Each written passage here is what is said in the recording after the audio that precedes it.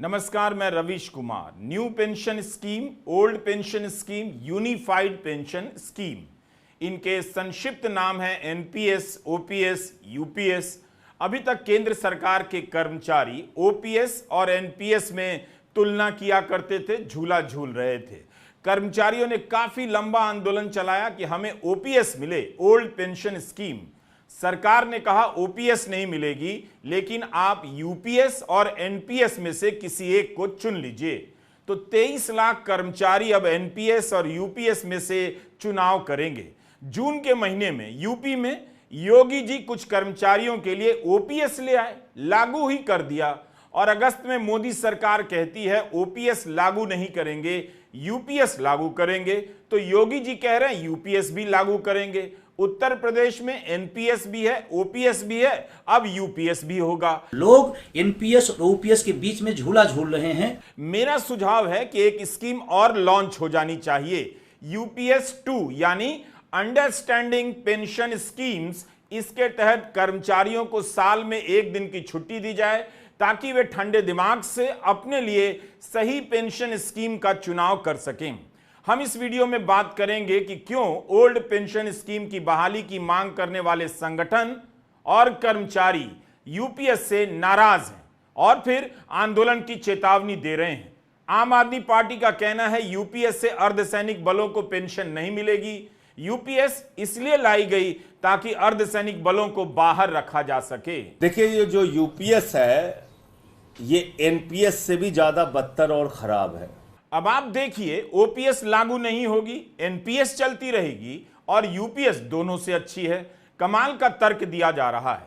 इसी के साथ भारत में इतनी तरह की पेंशन योजनाएं हो गई हैं कि सरकार को पेंशन टूरिज्म शुरू कर देना चाहिए ताकि दुनिया भर से लोग यहां आकर देखें कि कितनी तरह की पेंशन एक देश में दी जा सकती है।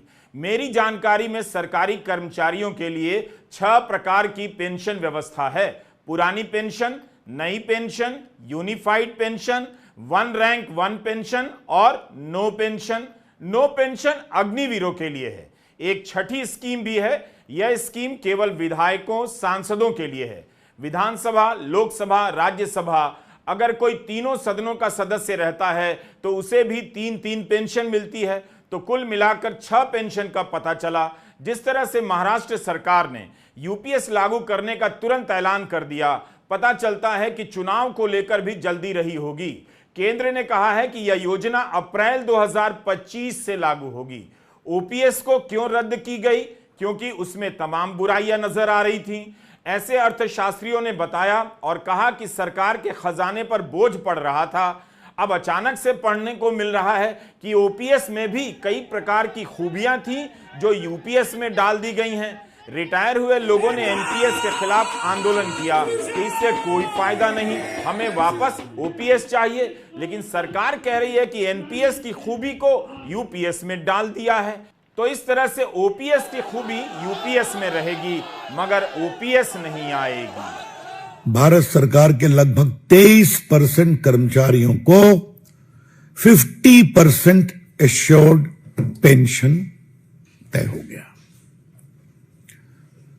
50% एश्योर्ड पेंशन का मतलब क्या हुआ? आपके रिटायरमेंट के साल के 12 महीने का जो एवरेज होगा उसका 50% मिलेगा आपको।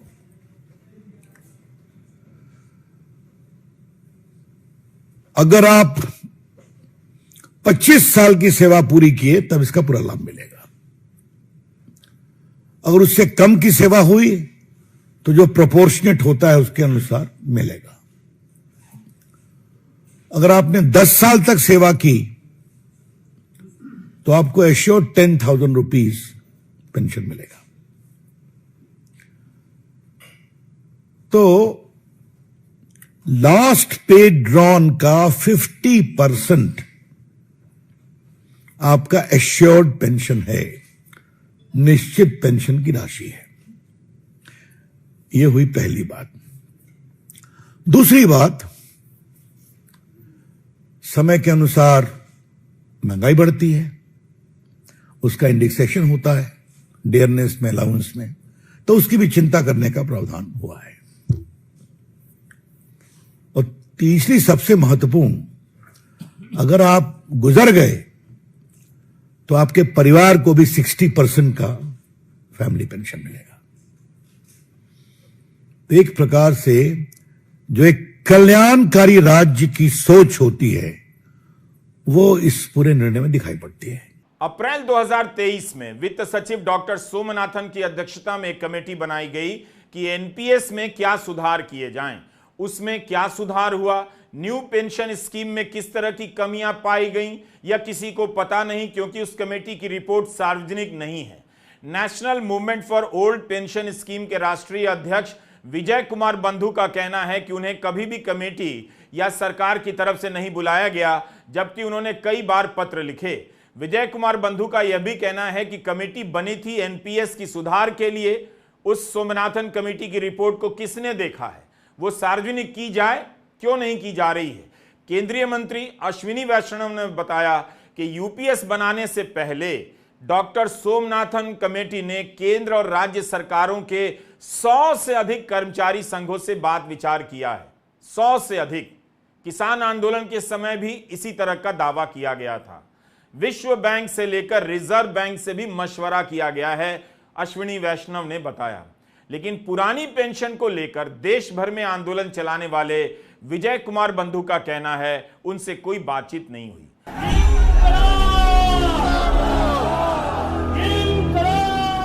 अप्रैल 2018 में दिल्ली के रामलीला मैदान में पुरानी पेंशन की बहाली की मांग को लेकर बड़ा आंदोलन हुआ। उस आंदोलन में इतने लोग आए कि पूरा मैदान भर गया।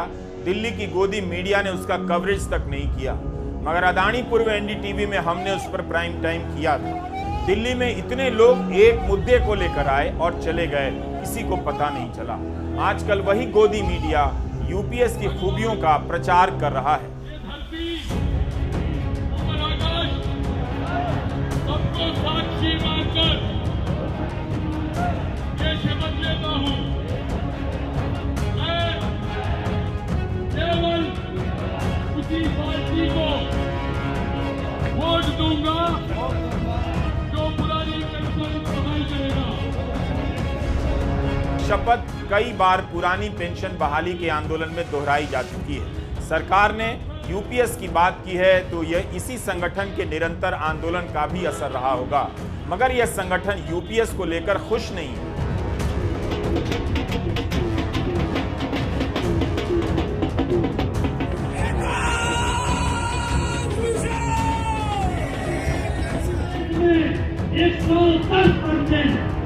पेंशन बहाल 2018 से ही पूरे देश में कई जगहों पर आंदोलन हुआ है।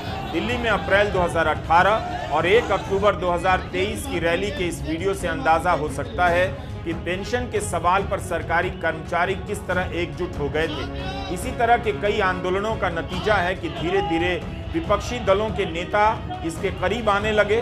2018 से ही यह संगठन नई पेंशन स्कीम की कमियों को उजागर करने लगा था। इनके आंदोलन में आने वाले कर्मचारियों की संख्या का असर था कि जल्दी ही पुरानी पेंशन की बहाली का मुद्दा विपक्ष के मैनिफेस्टो में जगह पाने लगा और ओपीएस की वापसी का वादा किया जाने लगा। राजस्थान में अशोक गहलोत की सरकार ने पुरानी पेंशन व्यवस्था लागू कर दी। बीजेपी ने सत्ता में आते ही हटा दी। कुछ और राज्यों में भी ओपीएस लागू की गई है। हैरानी की बात है कि जिस संगठन के आंदोलन से न्यू पेंशन स्कीम की खामियां सामने आई, पेंशन राष्ट्रीय बहस में आया, सरकार ने उससे बात तक नहीं की। सरकार जबकि दावा करती है 100 से अधिक कर्मचारियों और संगठनों से सलाह मशवरा हुआ। अभी केंद्र सरकार ने एनपीएस की जगह यूपीएस लाई है और बड़ा उसका तारीफ शुरू हो गई है, जबकि पिछले 20 साल से एनपीएस की तारीफ हो रही थी। हमने प्रधानमंत्री जी को कई बार पत्र लिखा, सरकार को पत्र लिखा, लेकिन उस पत्र का न कोई संज्ञान लिया गया, न कोई जवाब दिया गया। और एक कमेटी भी बनाई गई और कमेटी का क्या निर्णय हुआ, क्या नहीं हुआ, उस पर क्या चर्चा, क्या परिचर्चा, कुछ भी नहीं पता। अचानक यूपीएस आ गया। और मजेदार बात यह है कि जिनका पीड़ा है, जिनकी 1 करोड़ से ज्यादा लोग हैं, जिनका हम सब नेतृत्व कर रहे हैं, उन एनपीएस कर्मचारियों से कोई संवाद नहीं किया गया और एक नई चीज ला दी गई।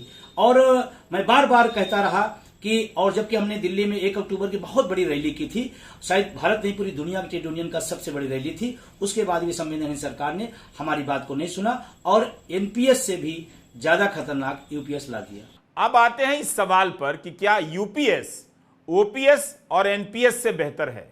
लेकिन वो लोग कहां हैं जो एनपीएस को ही सारी खूबियों से लैस पेंशन व्यवस्था बता रहे थे।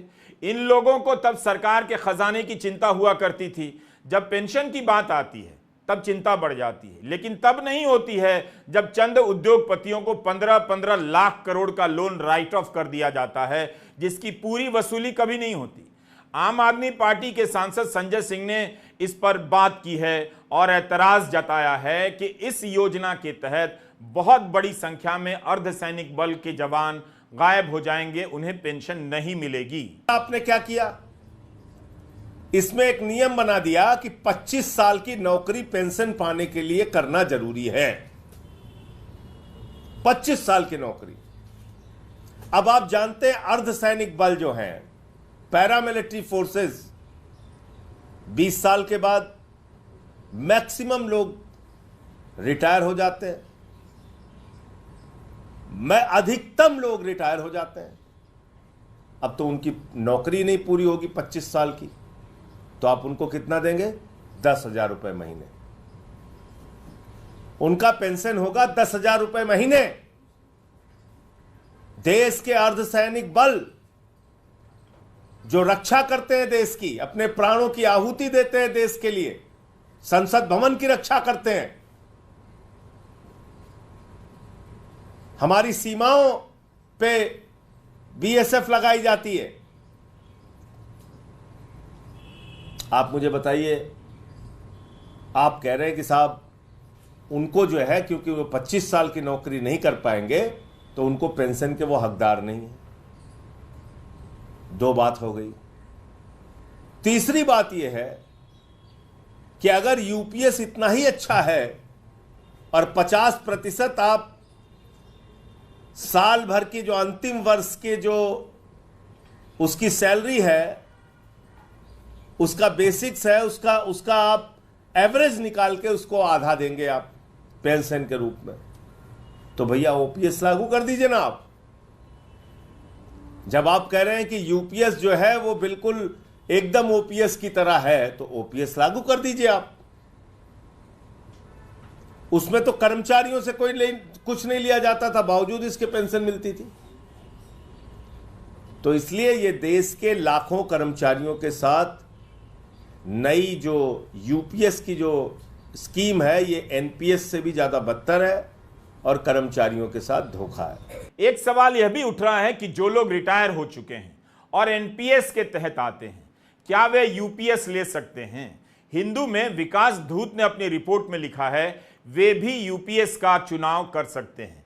एनपीएस में कर्मचारी की सैलरी से पैसा कटता था और सरकार 10% का अंशदान करती थी, बाद में 14% करने लगी, मगर इस फंड का बड़ा हिस्सा बाजार में लगाया जाता था। यह दावा किया गया कि शेयरों के दाम बढ़ेंगे और अच्छा रिटर्न आएगा तो पेंशन बढ़ जाएगी। लेकिन जब एनपीएस वाले कर्मचारी रिटायर होने लगे, तब पता चला कि उनकी पेंशन तो 1,000-2,000 भी नहीं है। इसलिए भी यह जरूरी है कि डॉक्टर सोमनाथन कमेटी की रिपोर्ट जारी हो और बताया जाए कि अगर कोई बाजार को समझने वाला एनपीएस के तहत निवेश कर रहा है तो उसे कितनी पेंशन मिल रही है, दूसरा जो बाजार को नहीं समझता है और निवेश कर रहा है उसे कितनी पेंशन मिल रही है। यह सब जानना जरूरी है, तभी हम जान पाएंगे कि एनपीएस के बारे में 10 साल तक जो सपने दिखाए गए वो किस हद तक सच रहे। न्यू पेंशन स्कीम जो बाजार से जुड़ी थी और एक स्वायत्त इकाई द्वारा मैनेज की जाती थी, शेयर बाजार में उछाल के दौरान शुरू की गई थी। यह याद रखना चाहिए, उछाल अब भी बहुत हद तक बना ही हुआ है, जबकि बाजार का आकार भी बड़ा हो गया है। लेकिन 2 दशक के बाद जब एनपीएस के तहत लोग रिटायर होने लगे तो पता चला कि उन्हें जो राशि पुरानी योजना के तहत मिला करती थी उससे बहुत कम पेंशन मिल रही है। हिमाचल प्रदेश में कांग्रेस की सुखविंदर सिंह सुक्खू सरकार ने ओपीएस लागू कर दी है। यहां के एक कर्मचारी ने बताया कि दिसंबर 2018 में एनपीएस से रिटायर हुए और उसके तहत उनकी पेंशन 2,790 रुपए 83 पैसे मिल रही थी, मगर ओपीएस लागू होने के बाद 29,200 हो गई है। इसमें डीए भी अब शामिल है। मैं Sardari Lal government model senior secondary school Fatehpur से पीटीआई की पोस्ट से दिसंबर 2018 में रिटायर हुआ हूं और मुझे एनपीएस से मिलने वाली पेंशन जो थी वो 2790 रुपये 83 पैसे थी और अब जो एजी ऑफिस से ओपीएस का केस पास हुआ है उसमें मिलने वाली जो पेंशन है वो 29,200 प्लस डीए। 2019 में मार्च में रिटायर हुआ हूँ। लगभग 72,000 का मेरी तनख्वाह थी उस समय, अंतिम मेरा पेमेंट था। लेकिन पेंशन जो सरकार एनपीएस बनाई है वो मात्र 1,028 है, जो मेरे खाते में वो एचडीएफसी एलआईसी से निर्धारित की गई है, वही मुझे मेरे खाते में हर महीने में 1,000। तो इस वक्त क्या है, सरकारी कर्मचारियों के बीच एक वर्ग है जो ओपीएस के तहत पेंशन ले रहा है, एक वर्ग है जो एनपीएस के तहत ले रहा है और एक वर्ग है जो अब यूपीएस के तहत भी पेंशन ले सकेगा। अश्विनी वैष्णव ने प्रेस कॉन्फ्रेंस में प्रेस को बताते हुए जोर देकर कहा कि मोदी जी की शैली है सबसे बात करना, सहमति जुटाना और समस्या की जड़ तक पहुंचकर समाधान पेश करना। कमेटी ने सभी राज्य सरकारों से बात की है, लेकिन उत्तर प्रदेश के मुख्यमंत्री ने जून के महीने में जब कुछ कर्मचारियों के लिए ओपीएस लागू करने का फैसला किया, क्या तब उन्हें पता नहीं था कि सोमनाथन कमेटी की कोई रिपोर्ट तैयार है जिस पर 2 महीने के बाद सरकार फैसला ले सकती है, तो रुक जाते हैं। इसी जून के महीने में उत्तर प्रदेश में ओपीएस लागू कर दी गई। आप पुरानी खबरें निकाल कर देखिए और अब वहां यूपीएस लागू करने का ऐलान हो रहा है, जबकि यही बीजेपी सरकार राजस्थान में ओपीएस हटा देती है जिसे अशोक गहलोत सरकार ने लागू किया था। अब पता चल रहा है कि कितना काम करती है मोदी सरकार, सबसे पूछ पूछ कर कितना काम कर रही है। अर्थव्यवस्था के एक्सपर्ट हमेशा पेंशन को राजकोष पर भार के रूप में दिखाते हैं, लेकिन इन्हीं अर्थशास्त्रियों में गारंटी वाली पेंशन की वकालत करने वाले भी रहे हैं। 4 मई 2023 के द हिंदू में रोहित आजाद और इंद्रनील चौधरी का एक लेख है, guaranteed pension is not bad economics, मतलब गारंटीकृत पेंशन खराब अर्थव्यवस्था या आर्थिक नीति नहीं है। फिक्स पेंशन के विरोधी अर्थशास्त्रियों का कहना है कि फिक्स पेंशन से लंबे समय में राजकोषीय वित्तीय रूप से अस्थिरता पैदा हो जाती है, साथ ही सरकार के पास गरीबों के कल्याण के लिए कम पैसा बचता है।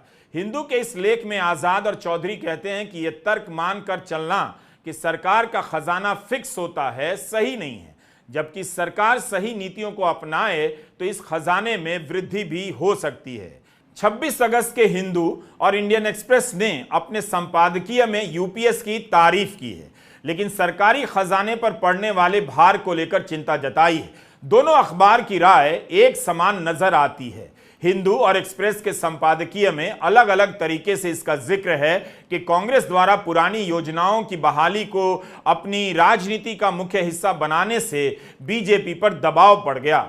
दोनों अखबारों ने भारतीय रिजर्व बैंक की रिपोर्ट का हवाला दिया है कि 2023-24 में पेंशन के लिए विभिन्न राज्यों और केंद्र शासित प्रदेशों का कुल बजट अनुमान 5,20,000 करोड़ रुपए से भी अधिक था, जो कुल राजस्व का 6 से 21% तक है। द हिंदू ने लिखा है कि भाजपा और केंद्र सरकार दोनों को ध्यान रखना चाहिए कि व्यापक राजनीतिक सहमति के बिना कोई भी सुधार स्थायी या टिकाऊ नहीं हो सकता। बुजुर्ग नागरिकों के लिए सामाजिक सुरक्षा को आबादी के सबसे बड़े हिस्से को कवर करना चाहिए। हिंदू ने लिखा है कि सरकारी कर्मचारी एक संगठित दबाव समूह हैं और अपनी गारंटीकृत पेंशन को बहाल कराने में कामयाब होने के बाद उन्हें कर्मचारी योगदान के खिलाफ विरोध जताने के बजाय यूपीएस का स्वागत करना चाहिए।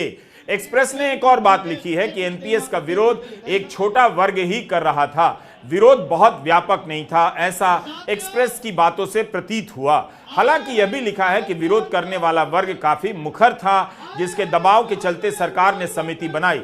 यानी दोनों ही अखबार किसी न किसी रूप से संगठन के दबाव के कारण और संगठन के स्वरूप को लेकर अपनी राय रखते हैं कि बहुत ज्यादा व्यापक नहीं है। जबकि रामलीला मैदान या कहीं भी ओपीएस आंदोलन का वीडियो देखिए तो लगेगा यह आंदोलन कितना व्यापक रहा है। इंडियन एक्सप्रेस ने ओपीएस के डिफाइंड बेनिफिट के बारे में लिखा है कि कार्य क्षमता के एक छोटे से हिस्से को मिलने वाले इन उदार लाभों का वापस लौटना सरकारी खजाने पर बोझ बढ़ाएगा। ये उसके दूसरे क्षेत्रों पर खर्च की क्षमता को भी सीमित करेगा। हिंदू और एक्सप्रेस का संपादकीय करीब करीब एक समान है। इसमें कोई आश्चर्य की बात नहीं, क्योंकि पेंशन योजना को इसी तरह देखने का एक मजबूत नजरिया रहा है। दोनों अखबारों का संपादकीय उसी धारा से आता हुआ प्रतीत लगता है। यह जानना बहुत जरूरी है कि किन आधार पर पेंशन योजनाओं का विरोध किया जाता है, लेकिन यह भी देखना चाहिए कि जमीन पर सच्चाई क्या है। इसलिए जरूरी है जानना कि एनपीएस को लेकर कमेटी ने क्या देखा, कर्मचारियों ने कितना वेतन कटवाया और उस अनुपात में उन्हें बाजार से कितना रिटर्न मिला। क्यों उनका कहना है कि एनपीएस के तहत उन्हें 1000-2000 की पेंशन मिल रही थी, जो काफी नहीं थी। न्यू पेंशन स्कीम को लेकर मनी कंट्रोल पर एक आलोचनात्मक समीक्षा छपी है। वित्तीय एक्सपर्ट केजाद अज्जानिया ने लिखा है कि यूपीएस एनपीएस के फायदे को लेकर एक्सपर्ट के बीच एक राय नहीं है। धीरेन्द्र कुमार जैसे कुछ एक्सपर्ट अभी भी इस राय के हैं कि एनपीएस और शेयर बाजार में भरोसा करना चाहिए। जिस तरह से शेयर बाजार में उछाल आ रहा है, अच्छा ही रिटर्न मिलेगा। जबकि लैडर 7 वेल्थ प्लानर्स के सीईओ सुरेश सदागोपन कहते हैं यूपीएस में गारंटीकृत आय का आकर्षण बहुत बड़ा है। चूंकि यह योजना पिछले 12 महीनों में प्राप्त औसत मूल वेतन का 50% प्रदान करती है, इसलिए यह कई सरकारी कर्मचारियों के लिए पर्याप्त मासिक पेंशन हो सकती है। एनपीएस का ग्राहक यूपीएस में शिफ्ट होने पर विचार कर सकते हैं, ताकि कम से कम उनकी सेवानिवृत्ति के बाद की बुनियादी जीवन शैली का ध्यान रखा जा सके। बाकी सभी चीजों के लिए वे एक अलग इक्विटी निवेश योजना बना सकते हैं। इंडिया बिजनेस लीडर की प्रीति चंद्रशेखर कहती हैं कि यूपीएस जैसी मुद्रास्फीति से जुड़ी योजना कर्मचारियों के लिए जोखिम को कम करती है, क्योंकि अब इसे सरकार को उठाना है। अगर सरकार को प्रतिबद्धताओं को पूरा करने में कुछ कमी आती है तो उसे आरक्षित फंड से पूरा करेगी।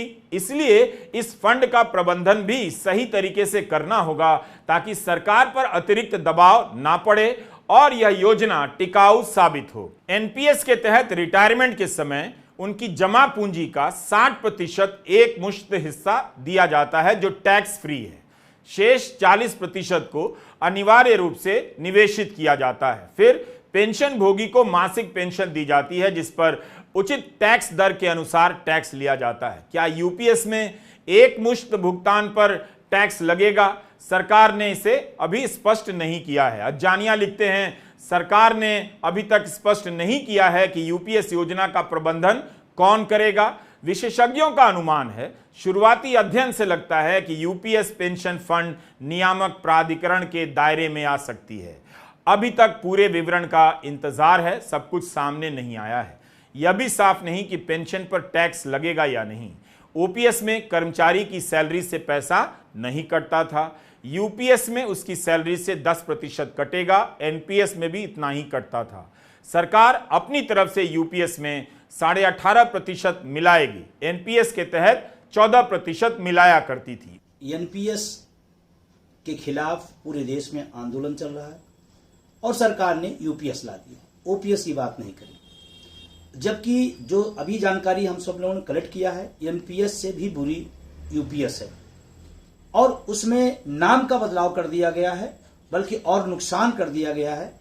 एनपीएस में जो पैसा कटता था 10% कम से कम उसको सरकारी कर्मचारी को लास्ट में उसका जो एनपीएस का गुणागणित था उसमें वापस आता था। यूपीएस में हमारा पैसा तो कटेगा, लेकिन हमारा पैसा वापस नहीं आएगा। बाद में सरकार कह रही है कि 6 महीने में हम बाद में उसका वेतन दे देंगे। अगर किसी व्यक्ति का 10 साल 15 साल एनपीएस कटा और 20 लाख रुपए उसका हो गया और 6 महीने के वेतन 1 लाख के हिसाब से 6 लाख हुआ, तो 20 लाख रुपए रख करके 6 लाख रुपए दे देगी। मतलब एनपीएस से ओपीएस में फायदा लाने के बजाय और नुकसान कर दिया गया। दूसरा, पहले पुरानी पेंशन में जो व्यवस्था थी वो फुल पेंशन 20 साल मिलती थी, अब इन्होंने इसमें 25 साल कर दी। एक समस्या। तीसरी जो समस्या आई है कि भाई बदला कुछ नहीं, हमारा पैसा अभी भी कटेगा, एनएडीएल उसको देखेगा, पीएफआरडीए बिल का उसका नियम लागू होगा, तो फिर नाम बदलने से काम नहीं बदल जाता है। मैं तो कहता हूं कि यूपीएस आने वाले समय में जब इसका और जानकारी सरकार द्वारा आएगी तो निश्चित रूप से बहुत खतरनाक स्थिति है और लोग एनपीएस और ओपीएस के बीच में झूला झूल रहे हैं। जो एक भी शिक्षक कर्मचारी एनपीएस का पसंद नहीं करता, उसे हूबहू पुरानी पेंशन चाहिए। केंद्रीय सचिवालय सेवा फोरम नाम का एक संगठन है, इसने यूपीएस का स्वागत किया है और यह भी कहा है कि ओपीएस की मांग करते रहेंगे। ट्विटर पर इसके हैंडल को 4905 लोग फॉलो करते हैं। इसके परिचय में लिखा है कि सभी केंद्रीय सचिवालयों में सेवा देने वाले कर्मचारियों का यह प्रतिनिधि संगठन है।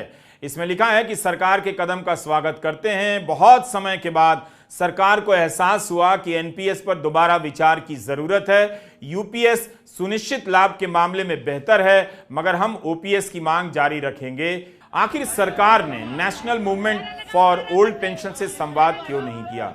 द हिंदू में रिपोर्ट है कि ज्वाइंट कंसल्टेटिव मैकेनिज्म ने इस मुद्दे पर सरकार की कमेटी से संवाद किया। इसके सचिव गोपाल मिश्रा स्वागत कर रहे हैं, मगर इसी संगठन के एक और सहयोगी सी श्री कुमार सहमत नहीं है। वे कहते हैं कि हम खुश नहीं हैं, यूपीएस में कर्मचारियों का अंशदान नहीं होना चाहिए। अश्विनी वैष्णव ने बताया कि क्यों पेंशन दी जाती है, क्योंकि सरकारी कर्मचारी जनता की सेवा करते हैं। सरकार के भीतर सांसद को पेंशन मिलती है, कर्मचारी को नहीं। सेना के भीतर 1 रैंक 1 पेंशन है, मगर अग्निवीर को नहीं। भारत में सामाजिक सुरक्षा का हाल बहुत बुरा है, दूसरे देशों की व्यवस्था से तुलना नहीं कर सकते। वहां भी जब पेंशन का सिस्टम खत्म किया गया तो आज क्या असर है हम सही से नहीं जानते। भारत में पेंशन को लेकर गंभीर बहस चली है, लोग अपना गुजारा नहीं कर पा रहे, यह सच्चाई है। बीजेपी सांसद रविशंकर प्रसाद कह रहे हैं यूपीएस राज्य की कल्याणकारी सोच का उदाहरण है, तब फिर उन्हें बताना चाहिए कि एनपीएस क्या थी। आपको मालूम है, देश के कर्मचारियों की चिंता हो, सर्विस में हो, रिटायर्ड हो, ये हमेशा एक बड़ा मुद्दा रहता है और कई बार ये राजनीतिक मुद्दा भी बनता है। पहले ओल्ड पेंशन स्कीम थी, 2004 में ये न्यू पेंशन स्कीम बनी, जिसको एनपीएस कहते हैं। और आपकी जानकारी के लिए उस समय व्यापक कंसल्टेशन हुआ था। मुझे याद है मैं अटल जी की सरकार में मंत्री भी था, तो कांग्रेस पार्टी इन सबों ने इसका समर्थन किया था और एनपीएस को कई कांग्रेस के सरकारों ने भी समर्थन किया था। बाद में विरोध किया, ठीक है। हमारे प्रधानमंत्री जी मांगों को सुनते हैं, समझते हैं और संवेदनशील रहते हैं। जब कर्मचारियों के अखिल भारतीय संगठन ने, जिसको confederation of central government employees कहते हैं, उन्होंने भी मांग की, तो पिछले साल ही तत्कालीन वित्त सचिव और अभी 30 से होने वाले कैबिनेट सेक्रेटरी सोमनाथन जी की अध्यक्षता में कमेटी बनी थी। उस कमेटी की रिपोर्ट को कल कैबिनेट में स्वीकार किया गया। देखिए, ये जो यूपीएस है ये एनपीएस से भी ज्यादा बदतर और खराब है। क्यों है ये मैं आपको बताना चाहता हूं। पहली बात तो ये कि आप 10% कर्मचारियों की सैलरी का हिस्सा काटेंगे जब तक वो नौकरी करेगा। मान लीजिए 40 साल नौकरी कर रहा है तो 40 साल तक आप वो पैसा काटेंगे और वो पैसा सरकार अपने पास रख लेगी। तो कौन सी पेंशन दे रहे हो भैया आप? कौन सी पेंशन दे रहे हैं आप? कर्मचारी का ही पैसा अपने पास रखकर ढिंडोरा पीट रहे हैं कि आप पेंशन दे रहे हैं। उसके बाद आप क्या कहते हैं कि अंतिम 1 साल की जो सैलरी होगी उसमें से 6 महीने की सैलरी एक मुश्त रिटायरमेंट के समय दे दी जाएगी। मान लीजिए 12 लाख है 1 साल की सैलरी, तो 6 लाख कर्मचारी को दे दी जाएगी। 40 साल अगर उसने नौकरी की है और 10% की कटौती उसकी हुई है हर महीने, आप सोचिए कितना बड़ा अमाउंट सरकार के खजाने में चला गया। लेकिन वो पैसा उसको नहीं मिल रहा है। वो कह रहे हैं साहब हम आपके पेंशन के लिए पैसा रख रहे हैं, इसी में से आपको पेंशन देंगे। तो भैया कौन सा एहसान आप कर रहे हैं, पहली बात। डॉक्टर सोमनाथ कमेटी की रिपोर्ट सार्वजनिक होनी चाहिए ताकि सभी को पढ़ने का मौका मिले कि इस कमेटी ने एनपीएस में कौन सी खराबी देखी, दुनिया भर की पेंशन व्यवस्थाओं में कौन सी खूबी देखी, इस कमेटी को क्यों लगा कि एनपीएस की जगह यूपीएस का सिस्टम आना चाहिए। इन प्रश्नों के जवाब अभी व्यापक रूप से किसी के पास नहीं है। हर किसी को इंतजार है नोटिफिकेशन का, तभी पता चलेगा कि किन शर्तों के आधार पर यूपीएस दी जाएगी। यूपीएस और एनपीएस के बीच तुलना चलती रहेगी, नए नए सवाल आते रहेंगे। भारत में सामाजिक सुरक्षा की व्यवस्था किसी के लिए भी खराब है। गरीबों को जो पेंशन दी जाती है 1000 से लेकर 2000 और कभी कभी 3 या 4000, वह बिल्कुल काफी नहीं है। सरकारी अस्पताल, स्कूल, आपके शहर का हाल आप जानते हैं। टैक्स ने वैसे ही आपकी हालत खराब कर रखी है। नमस्कार, मैं रवीश कुमार।